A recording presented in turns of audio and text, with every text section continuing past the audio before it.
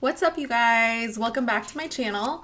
Today I want to talk about something kind of fun for me, and it's thinking back to if I was just starting my photography business again. What are some things that I would do to get me to where I am now, but a lot quicker, and past like some of the mistakes that I made along the way?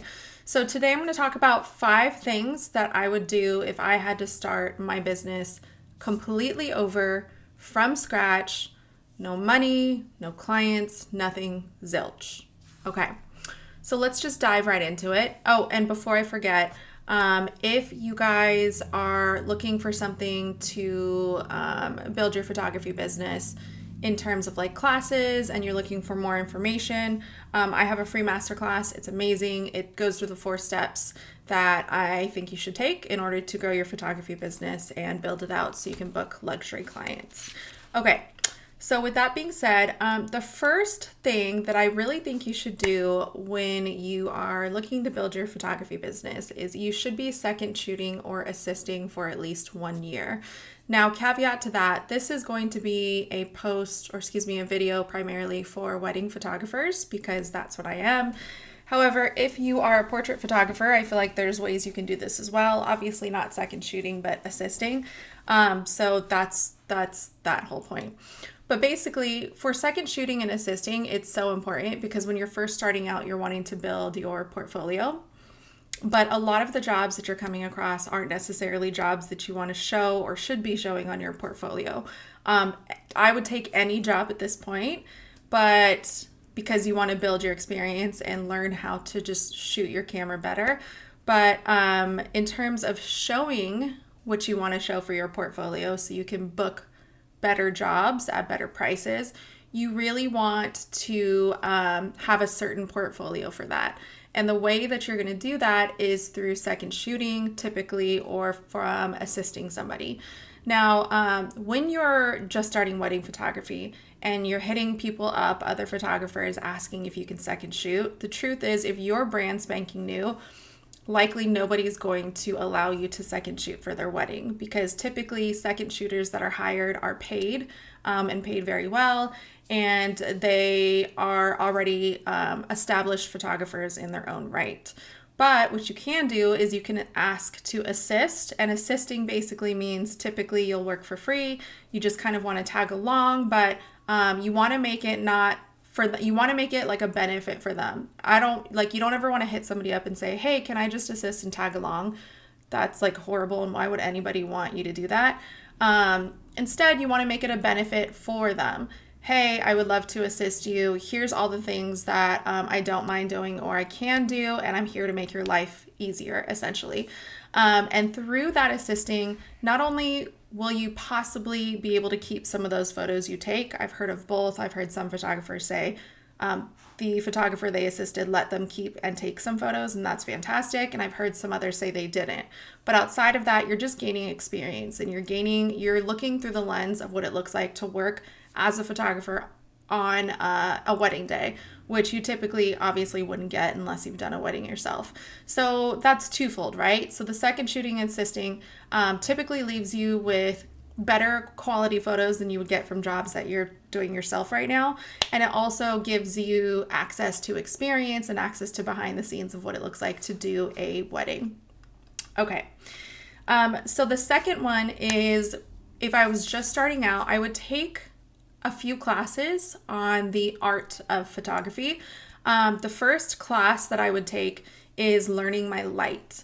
A huge mistake that I see photographers make is they think that just spraying and shooting and taking a ton of photos and then slapping on a preset that they got from a photographer that they really admire is going to produce really pretty photos. And the truth is sometimes it does because you get lucky.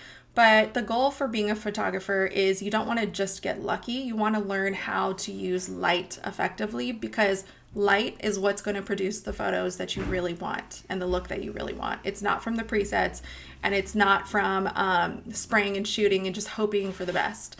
So when you're learning light, you need to learn where to look for light, how to manipulate light, the best times of day to shoot. If it's not the best time of day, where should you be shooting, how to look for those places, how to turn your subjects so that the best light angle is on their face, all of these things, that's what's going to produce the best photo. And you also need to learn, as your style photographer, how do you feel, or when do you feel is the best time to photograph your subjects? This is different for everybody. When I first started out, I thought sunset was the best time. I still like sunset, but now I typically like to shoot about 2 hours before sunset because I think it just adds to the type of image that I want. But I wouldn't know that unless I understood light. So the very first class you should be taking, or I would take if I was starting over, is a lighting class. This is learning your light, learning your locations, and learning how to manipulate it to get the look you want. The second class that I would take is I would take a flash photography class. This is because pretty quickly I knew I wanted to be a wedding photographer, and flash photography is huge in weddings because you have to shoot flash at receptions. Sometimes you have to shoot them at ceremonies. Often you're going to be in spaces where it's a little bit darker inside than normal, and your natural light photography just won't cut it. And so in both of those situations, in all of those situations where you're doing the reception, you're doing a ceremony that's perhaps not as well lit as you would like, or just any scenario where it's not the ideal natural lighting, you have to know your flash. And you certainly can go through YouTube and learn a lot from there. But in starting over, I'm a fan of just paying to learn something as quickly as possible so I can get to that next level as quickly as possible. I definitely spent a lot of time doing the YouTube stuff, and I understand not having a ton of money upfront to spare when you're just starting out. But this is why I am putting this video out, because I am now aware of where I would use my dollars wisely to get me to that next point quickly. And so flash is super important. You have to know it if you want to do weddings, and feel confident going into weddings that you know what you're doing. So both lighting courses, natural light and flash photography light, are the two that I would take if I was just starting over again. The third thing that I would do, and I definitely did not do this when I first started out, and I definitely when I first started out felt like I was in a hobby stage for a very long time. And I hear that this is super common for a lot of the students that I coach inside my program as well, is they're feeling like a hobbyist. So the third thing that I would do is I would create a financial goal.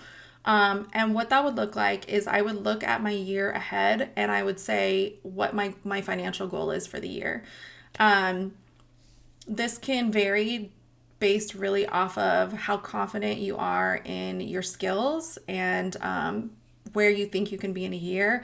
I've seen people say, I just want to make $5,000 this year. I feel like that goal is a little absurd. Just because 5,000 is like just such a little number, and that really shows that there's not this belief that you can get well past that in the first year, even if you're just starting out.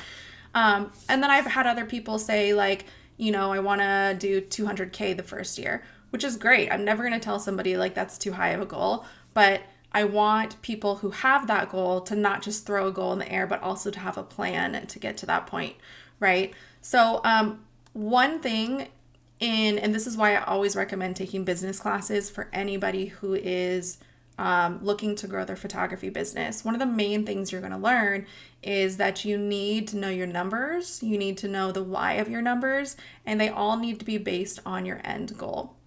So I have this pretty cool calculator. I'm not going to show it on this video. We do have it linked at the blog where I show you a Loom video behind the scenes of this calculator that I have that basically takes your goal and then it breaks it down into how many people you need on your sales calls or your consultation calls, and then how many people you need to just bring into your vicinity in order to book and meet that goal. And the reason I like that is because it takes a really big, seemingly big financial goal, and it breaks it down into something that is totally manageable. And I think sometimes when we don't write our goals down, when we don't write our financial goals down, it's easy kind of just to get lost in the artistic aspect of things and forget that we actually have to make money doing this, and that the making of that money or the making of that goal is not actually as far off as we typically think it is. We just think it's so far off because we haven't actually done our calculations to see what we need to do to book the clients to meet that goal. if that makes sense. So again, if you want to see that behind the scenes video of me calculating that, we're just going to put a link to my blog post below so you can see that. It's really cool, it's really simple, and it really does break down everything really easily. Okay, so the fourth thing I would do is I would prioritize my portfolio. Your portfolio is the lifeblood of your business. This is really true. And a typical mistake I see a lot of photographers make is they will be so excited that they're shooting these jobs and the jobs maybe are getting a little better and getting more exciting. And so they'll just throw everything out there, everything that they've done, everything that they think is cute. And it's just like just a splurge of photos, right? And while it's fantastic to be excited and proud of the work that you're doing, that's great. But you also have to be really careful about what you're showing, because what you're showing is what you book. So if you're continuously getting people who think that you charging, X amount of dollars is too much, it's because of your portfolio.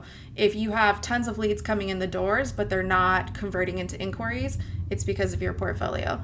If your portfolio is all over the place and you're not showing the best of what you produce on your Instagram, on your website, and anywhere else that somebody could see your portfolio, then you're not typically going to get enough inquiries to reach those income goals that we just talked about before.